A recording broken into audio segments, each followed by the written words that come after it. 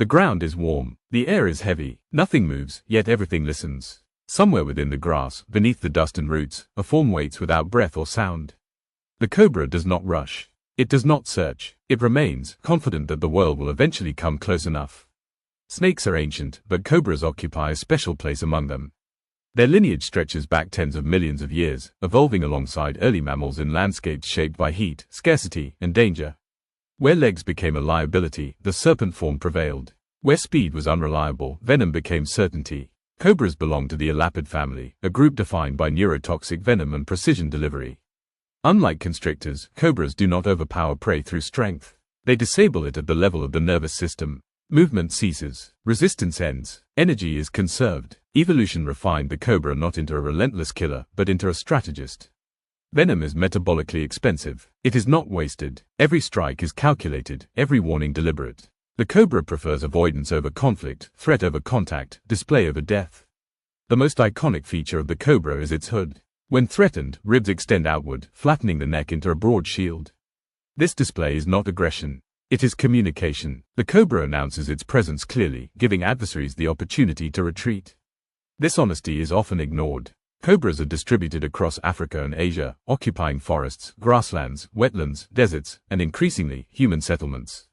Their adaptability lies not in preference, but tolerance. They require shelter, prey, and warmth. Where rodents thrive, cobras follow. The cobra's body is built for control. Muscles ripple beneath smooth scales, allowing precise movement across uneven terrain.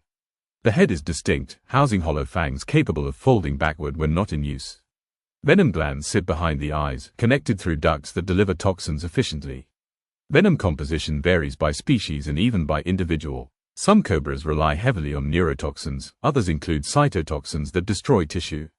This variation reflects adaptation to prey type and environment. Venom is not static. It evolves. Despite common fear, cobras are not aggressive hunters. They do not chase large animals. They do not seek confrontation. Most bites occur when humans step too close, move too suddenly, or attempt to kill the snake. The cobra's senses are tuned to vibration rather than sound. It feels footsteps through the ground. It detects movement through subtle air displacement. Vision is sufficient but not dominant. The cobra's world is defined by proximity and pressure. Intelligence in snakes is often underestimated. Cobras demonstrate learning, memory, and individual personality. They recognize safe shelters. They remember escape routes. They learn patterns of human activity and adjust behavior accordingly. In heavily populated areas, cobras often become more nocturnal, reducing encounters. Reproduction is a rare point of divergence among snakes. Many cobra species build nests, a behavior almost unheard of among serpents. Females guard their eggs, remaining nearby until hatching. During this period, aggression increases, not from malice, but from protection. Hatchlings emerge fully venomous, already capable of delivering lethal bites relative to their size. There is no training, no parental guidance. Survival begins immediately. Predators of cobras include birds of prey, mongooses, and larger snakes. The mongoose, immune to certain venom effects and armed with speed, represents one of the cobra's most famous rivals. Their encounters are not frequent, but when they occur, they are tests of reflex and nerve. Ecologically, cobras regulate rodent populations, indirectly protecting crops and limiting disease spread. Remove them, and imbalances cascade outward. Yet this role is rarely acknowledged. Human relationships with cobras are deeply conflicted. In many cultures, the cobra is revered as sacred, a symbol of power, protection, and rebirth. In others, it is hunted relentlessly, feared as a bringer of death. Snake charmers turned cobras into spectacle, misunderstanding behavior as obedience when it was stress and exhaustion.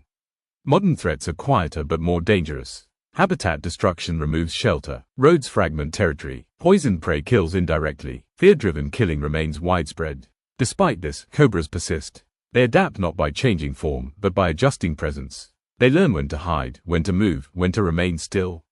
They do not seek dominance. They seek space. The cobra's reputation obscures a deeper truth. This is not a creature of malice, but of balance. Venom exists not as cruelty, but as efficiency. Display exists not as threat, but as warning. In a world that reacts before listening, the cobra offers a final lesson. It rises. It shows itself. It gives you time to choose. And when the ground grows quiet again, the cobra returns to stillness, carrying with it an evolutionary history written not in speed or strength, but in restraint.